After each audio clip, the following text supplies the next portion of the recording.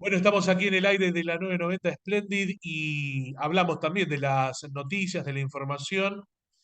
La violencia como forma de hacer política, un artículo firmado por el licenciado Gustavo Damián González, a quien ya lo tenemos en línea. Él es licenciado en Ciencia Política, docente, investigador de la UBA, de la USAL y de la UAI, para hablar de lo que nos está pasando como sociedad, tanto en la Argentina como en el resto del mundo, en una escalada de violencia que venimos aquí hablando en el programa de un tiempo a esta parte. Muy buenas noches, Gustavo González. Te saluda Marco Cruz. ¿Cómo estás? Buenas noches, Marcos. Gracias por la invitación. Gracias a vos por estar con nosotros. Bueno, me interesó tu artículo, La violencia como forma de hacer política. Quería consultarte tu punto de vista como politólogo. ¿Qué opinás al respecto de esta escalada de violencia verbal, física, amenazas de todo tipo, aquí en la Argentina, pero también en el resto del mundo con conflictos que ya están llevando varios meses como la invasión de Rusia a Ucrania, situaciones muy problemáticas donde se está hablando hasta de una tercera guerra mundial? Estoy utilizando las palabras del Papa Francisco, no son palabras mías, y también estos conflictos que hay, por ejemplo, ahora entre la India y Pakistán, que van escalando de a poco y van generando mucho sufrimiento, pero a su vez mucha violencia a nivel global en todo nuestro mundo, ¿no? En nuestro planeta. Sí, justamente la política empieza a actuar cuando la guerra se termina, ¿no? O sea, la política es la manera pacífica de poder resolver los conflictos, que por supuesto en una sociedad totalmente heterogénea, los conflictos van a estar existentes, pero bueno, los partidos políticos supone que la palabra partido es que cada parte del todo universo que forma parte de un sistema político, cada parte es una parte de la realidad y que la sumatoria de las partes hace la universalidad. En la República Argentina, mira, Marcos, desde que nacimos, ya allá, cuando se sentaron por primera vez en las asambleas del 23, 24 y 25 de mayo de 1810, se dividieron morenistas, saberistas. Y a algunos no les fue muy bien, tuvieron que ir al exilio, algunos murieron en situaciones extrañas. Luego, los crudos mataban a los cocidos mataban a los crudos. Luego, los unitarios a los federales y al revés. Luego vino la causa del régimen, la causa contra el régimen falaz y descreído y nueva antinomia. Después vino el peronismo y el antiperonismo. En todos los hitos que te estoy contando, hay un desconocimiento del otro como sujeto histórico, al otro como partido político. El otro es alguien al cual yo no tengo ni por qué escucharlo, porque corresponde a un enemigo, un peligroso, y lo califico, le doy un nombre, le doy un mote. Entonces, como el otro es lo que yo digo que es, bueno, no tengo nada para aprender ni nada para incorporar del otro. Cuando recuperamos la democracia en el 83, parecía que algo estábamos aprendiendo. Raúl Alfonsín, primer presidente, cuando termina la elección, lo convida al candidato opositor, a Ítalo Luder, a ser presidente de la Corte Suprema de Justicia. Carlos Menem lo invitó al partido político más antiperonista que existía en la Argentina, que era la UCD, a formar parte de su gobierno. Después de eso, perdimos el rumbo de vuelta o retomamos el rumbo que históricamente ha tenido la Argentina en separarse en dos frentes coalicionales que, como bien vos decís, empezaron con una escalada verbal. Antes se hablaba de folclore, ese folclore empezó a ser algo mucho más pesado, más que folclore, rock pesado, y el rock pesado se convierte en hechos, ¿no? Entonces nosotros nos encontramos con las últimas semanas en donde un diputado pide la pena de muerte a la vicepresidenta, donde un diputado dice, están esperando a ver quién mata a un peronista. Una diputada que ya había dicho, una diputada del Frente de Todos, había dicho al presidente que era un ocupa, que era, eh, que era un inútil, un inepto, o sea, la verbalidad política empieza a crecer y entonces eso se traslada a todas las esferas, porque ustedes son un medio y los medios lo que hacen es reflejar lo que dicen, en este caso, la dirigencia política. Ahora parece que lo que más paga en los medios de comunicación y en la ciudadanía también son los extremos.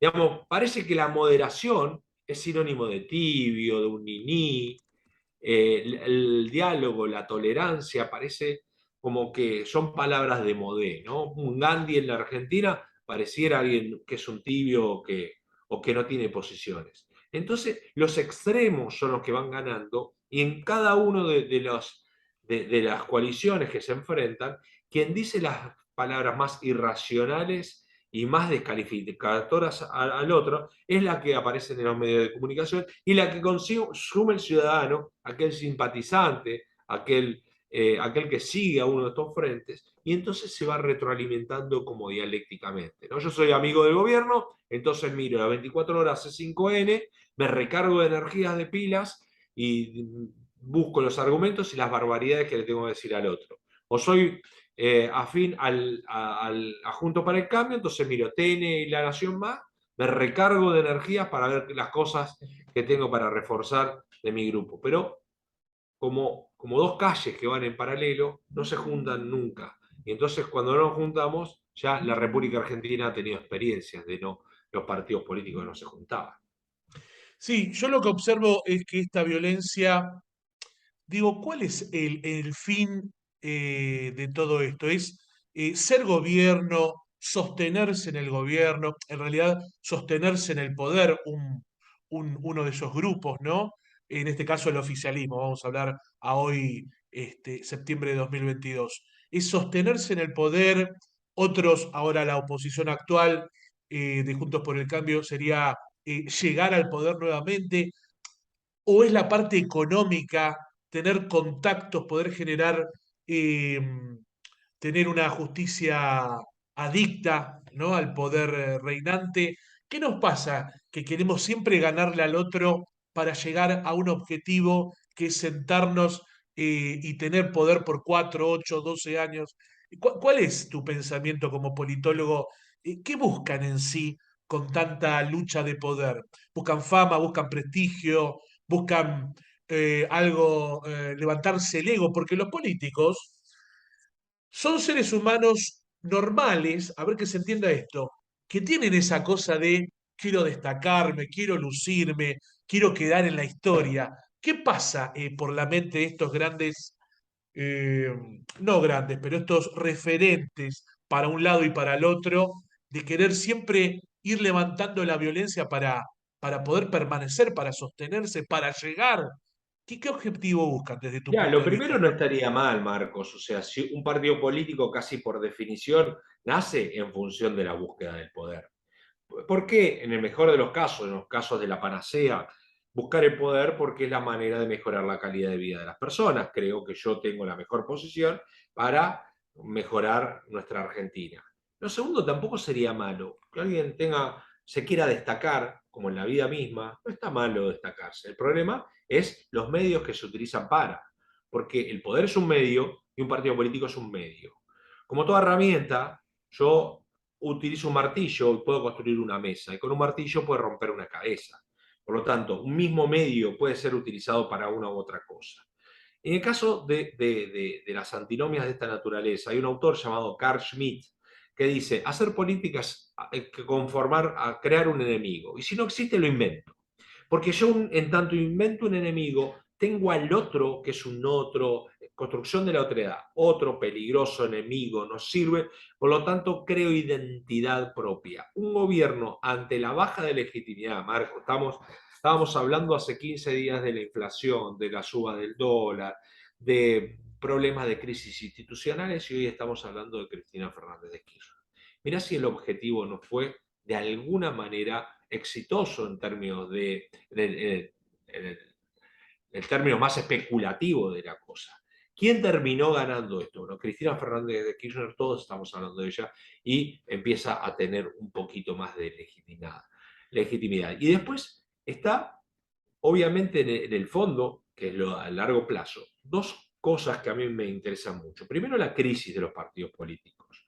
Porque más allá de cierto núcleo, a nosotros que nos encanta la política y vivimos de un microclima de la política, creemos que al mundo le interesa o a la gente le interesa la política.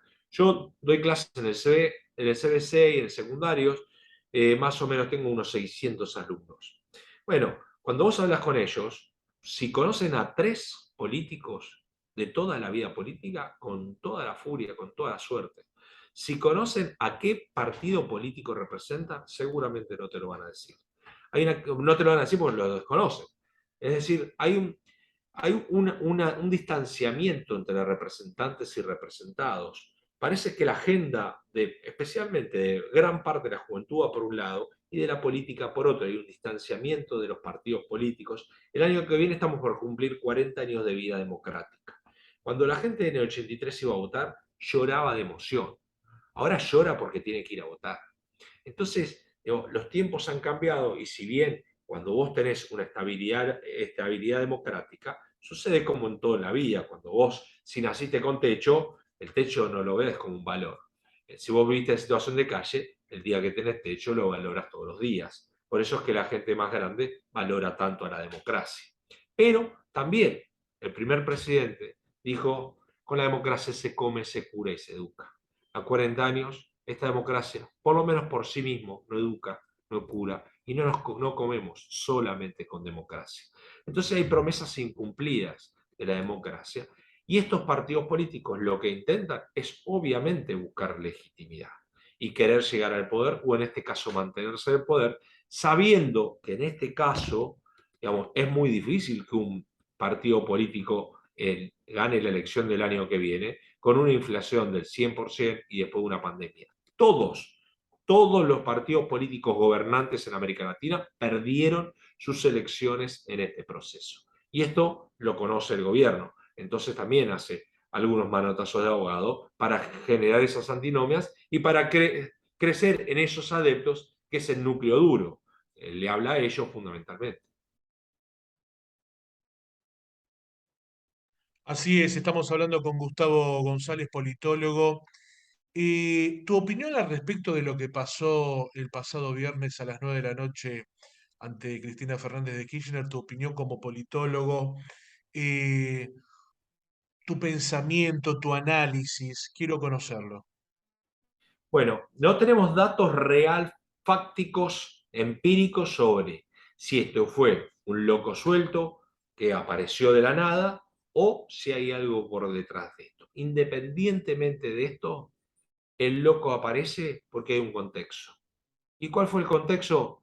Una vicepresidente acusada, no condenada, acusada por 2 delitos como mínimo, un asentamiento de parte de sus seguidores de 11 días, la vicepresidenta de la Nación, que se va todos los fines de semana a Calafate, en esta oportunidad no fue reavivando los ánimos ahí adentro por esa parte de la sociedad.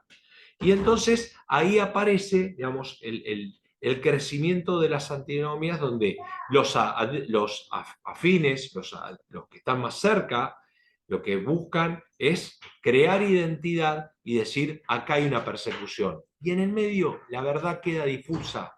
En el medio queda la verdad difusa. No importa la verdad, Marcos. Porque para los seguidores, suponete que fuese condenado. Es el partido judicial, es la antinomia, es aquellos que le quieren hacer daño a la vicepresidenta. Y para aquellos que están en contra, si lo que ocurre es que queda absuelta de esto, no hay justicia en la Argentina. En el fondo, la verdad no importa. Importa el relato que yo construyo a partir del hecho. Entonces, el hecho del viernes fue un hecho fáctico que puede haber sido algo totalmente fortuito por el personaje, pero está enmarcado en este clima de violencia política. Digo, el mismo día, Máximo Kirchner dice, están viendo a ver quién se carga un muerto del peronismo. Digo, en ese contexto estamos. Y peor, para mi juicio, que me gusta la institucionalidad y me gusta la tolerancia democrática. Cuando el presidente de la Nación dijo, o todos nos enteramos, que iba a convocar a una cadena nacional, por un momento mi cabeza ilusoriamente pensó que iba a convocar a todos los presidentes de los bloques de diputados, a todos los presidentes del bloque de senadores y a los gobernadores, y en una señal de unidad ante esto para pacificar un poco al país, y esto no ocurrió. Lo que sucedió lo contrario. Solo convocando a un feriado nacional para que la gente se movilice. Bueno, evidentemente el día después no recogemos el guante de lo que pasó. ¿Y cómo tomás, por ejemplo, yo te pregunto porque tengo mi propia opinión, pero estos son momentos, como vos bien dijiste, en vez de entrar en un Boca River, yo creo que tenemos que escuchar y sumar conocimientos, sobre todo, como es tu caso, Gustavo González, que sos una persona preparada, un politólogo, alguien que estudió, no sos un mero opinator, ¿se entiende? Por eso te agradezco tu tiempo. Hay algunos filósofos y algunos pensadores actuales que dicen que estamos viviendo la era de la posverdad. La posverdad esa, es una mentira, una falsedad, una estafa encubierta en una expresión que ocultaría un pensamiento político o un uso de alguna información tergiversada, ¿no? Eh, ¿Qué opinas al respecto de esto? Que no importa lo que yo diga, lo que importa es cómo lo diga y lo que le genere los demás, a partir de las fake news, las noticias falsas, como que ya no importa si es verdad o no, importa cómo lo digo y a quién yo quiero incidir, sea de un bando, sea del otro, y cómo quiero conmover a mis acólitos, vamos a decir, a mis seguidores, a un cierto público cautivo. Porque lo que importa es cómo yo refuerzo teoría de los efectos poderosos. Esto no es nada nuevo. O de los efectos focalizados. ¿Sí? El medio de comunicación reconoce su target, el lector o el oyente o el que mira va a reforzar esa opinión. Y con respecto a esto, digamos, se fortalece mucho más con que las redes sociales, porque ustedes los periodistas tienen un ABC del periodismo, tienen que chequear información por lo menos de 3 fuentes. En cambio, a mí me llega un meme que refuerza lo que yo pienso, pensando que es verdad, o una foto pensando que es verdad, la reproduzco con, con todos los amigos, todos los seguidores, y a vos te habrá pasado muchas veces, Marcos, que vos le decís a una persona, pero vos lo que me mandaste, lo chequeaste, ¿estás seguro de esto? Ah, no sé, no importa. No No, porque importa, no importa si es verdad o no. No importa si es verdad o no. de Lo verdad. importante es el impacto visual que tiene y cómo refuerza lo que yo previamente digo. Entonces, y en momentos donde hay exacerbación, bueno, eso perjudica mucho más, porque los grados de violencia van creciendo. Y encima, con nuestro folclore de la República Argentina, que es siempre discutir, en vez de cosas del futuro, del pasado. Entonces te empiezan a decir, pero vos que hablabas, Marcos, si en el año 1972, cuando tenías 4 años, le tiraste el valero a otro. Bueno, entonces estamos en problemas cuando todo el tiempo es una Argentina que se mira hacia atrás con un discurso preestablecido, porque no es que miras atrás desde un lugar crítico y decís, bueno, miremos para atrás a ver nosotros en qué hemos fallado. O cuáles son los puntos oscuros y los puntos blancos de cada uno de los partidos políticos. Nuestro proceso de partido es, esto le dimos a la sociedad, esto no, la verdad que esto es olvidable para la sociedad. Y cuando, por ejemplo, se rescata la violencia política como algo, como una proeza, como algo importante a ser destacado. Y bueno, estamos también en un problema. Cuando vos destacás la violencia como forma de hacer política. Así que, digamos, la comunicación, por eso a veces refuerza mucho el rol de los medios de comunicación. Yo entiendo que ustedes, obviamente, que son parte de todo el espectro de comunicación y del espectro político, ¿sí? Por lo tanto, claramente que ustedes tienen una influencia, pero tampoco echarle la culpa del 100% de las cosas que pasan, porque ustedes no hacen más que reflejar lo que la dirigencia política, sindical, empresaria, hacen y dicen. La irracionalidad, y esto es lo más grave, parte de las altísimas esferas de la política argentina, de todos, nombrar los 5 políticos de mayor relevancia política de la República Argentina, y mientras más irracional y mientras más demencia dicen, más son tomadas por los medios de comunicación y por sus seguidores. Ahora, ninguno pone bandera blanca diciendo bajemos un poco los cambios, porque también esto nos afecta al fin, aunque sea perversamente, nos afecta a nosotros, porque ahí también se va la credibilidad de los partidos políticos. Totalmente. Agradeciendo tu tiempo, Gustavo González, politólogo. Eh, ¿Cómo pensás, cómo prevés que pueda continuar esto, tanto en la Argentina como diferentes situaciones en el mundo, que también se están viviendo muchas situaciones de violencia? Vuelvo a decir, hace pocas semanas el Papa Francisco estaba hablando de la Tercera Guerra Mundial poniéndole ese mote a la invasión de Rusia a Ucrania, una invasión que no termina, que está cambiando la configuración económica de Europa, que afectó hasta aquí en la Argentina. Vos vas a decir, pero ¿cómo? Eso ocurre a, no sé, 20.000 kilómetros. Bueno, acá subió el pan, subió el combustible, subieron un montón de cosas, pero no volvieron a bajar. Entonces, ¿qué va a pasar en tu pensamiento, en tu conocimiento como politólogo, Gustavo? Bueno, hablar de la globalidad siempre es difícil porque hay una gran heterogeneidad y hay países, digamos, donde la convivencia pacífica todavía sigue siendo una realidad. No hay que irse muy lejos. Nuestro país vecino, el Uruguay, es un sistema de partidos donde hay izquierdas y derechas bien pronunciadas y sin embargo la convivencia pacífica entre los partidos y la institucionalidad democrática está garantizada. Estamos hablando de un país vecino. El país vecino de Chile acaba de rechazar la ciudadanía un plebiscito constitucional. Bueno, lo resuelven de manera pacífica. Hay conflicto, por supuesto. Chile hay mucho conflicto también, hay conflictividad social. Me parece que el mundo está en un mundo muy convulsionado y un mundo donde la violencia ha llegado para quedarse en el mediano plazo. En la situación geopolítica también nos encontramos pocos momentos en la historia donde no ha habido guerras o invasiones, ¿sí? O sea, siempre la política, geopolíticamente hablando, siempre se dirimió en muchos casos a través de invasiones o de guerras. Pero no así en las democracias. Y como bien vos decís, hay algo muy llamativo en Europa. Están creciendo los movimientos intolerantes y fascistas. Entonces, ahí nos está hablando de un mundo que se convierte cada vez más en intolerante.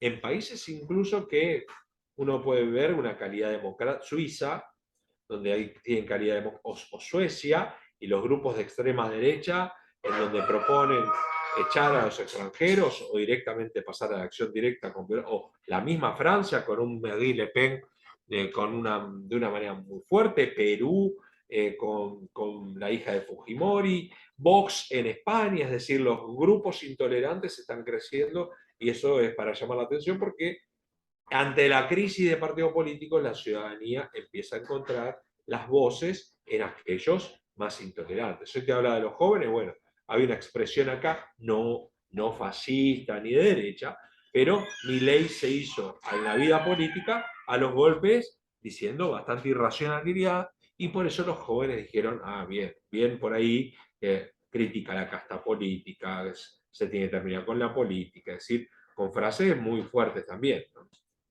Sí, totalmente, totalmente. Y aparte me haces acordar también a ciertos periodistas que están recurriendo eh, a los insultos muy agraviantes.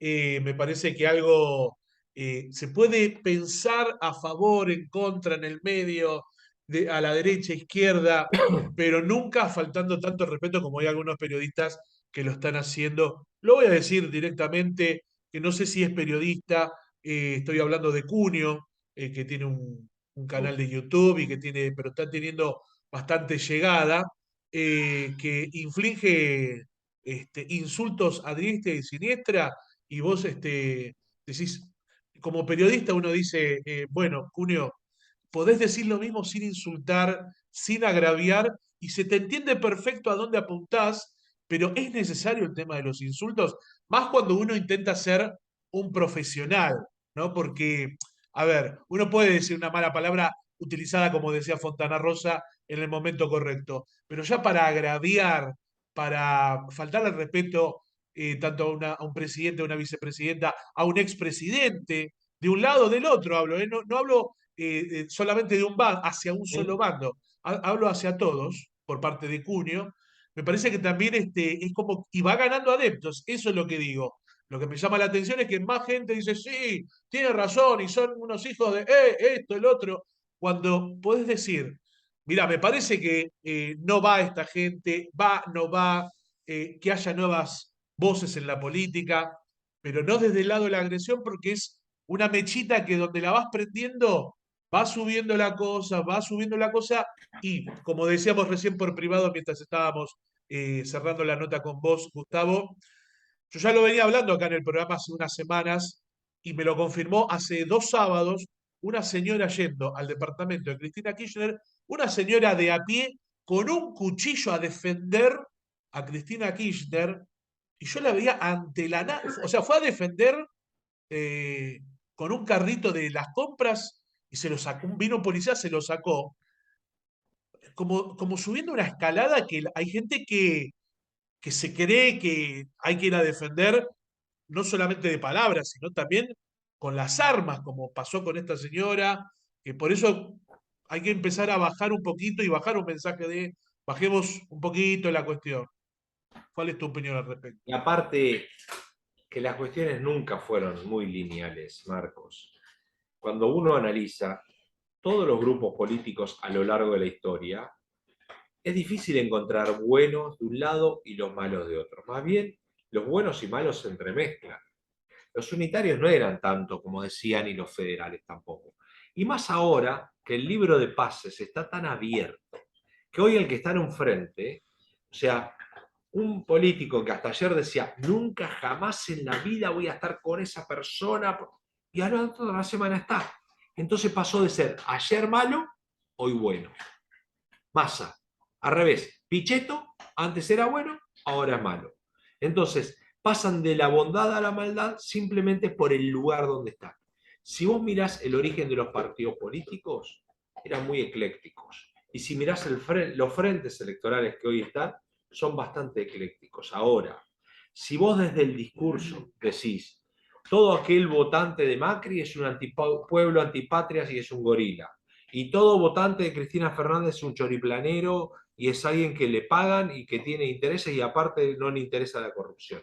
Si el diálogo político es eso, es un diálogo preprimario, preprimario. El problema es que ambos grupos están convencidos de lo que dicen y refrotan y reflejan ese tipo de discurso que genera la intolerancia y la discordia.